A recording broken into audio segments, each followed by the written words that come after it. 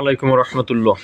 সংক্ষিপ্ত একটা ভিডিও নিয়ে আসলাম এবং সম্পূর্ণ ব্যতিক্রমধর্মী যে কাল থেকে বিনিয়োগকারীদের জন্য নতুন মিশন শুরু আমি শুরু করব এবং বিনিয়োগকারীদের কল্যাণের জন্য।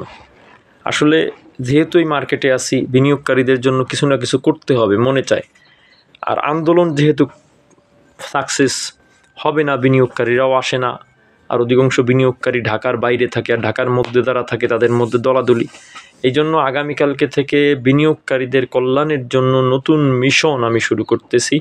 এই মিশনের মধ্যে কয়েকটি বিষয় থাকবে।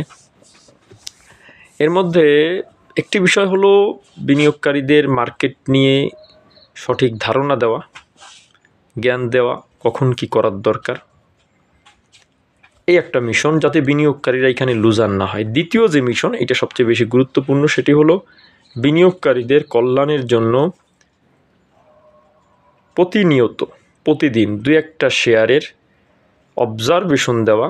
এই অবজারভেশন দেওয়া মানে এমন না যে এটা কিনতে বলা বা আপনারা কিনবেন, এমন না, কিন্তু বুঝবেন। একটা কথা বললে সমালোচনা করার আগে অনেকে সমালোচক আছে, বুঝবেন।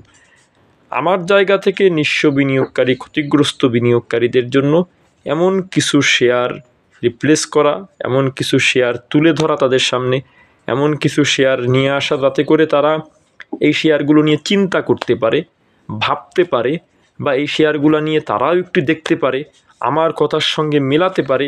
মিলিয়ে এইটা যদি তাদের বেনিফিট হয়, তারা এতে তাদের বেনিফিটেড হওয়ার চান্স থাকে। এবং কনফার্ম যদি তারা একটু ধৈর্য ধরে হোক বা সাডেনলি হোক, যেভাবে হোক প্রফিট নেওয়ার একটা সম্ভাবনা থাকে, তারা এই শেয়ার নিয়ে চিন্তা ভাবনা করবে জাস্ট। কিন্তু কোনো শেয়ার আমি এটা বিনিয়োগকারীদের কল্যাণের জন্য করব, তার মানে এই না যে শেয়ার কিনতে হবে আপনাকে।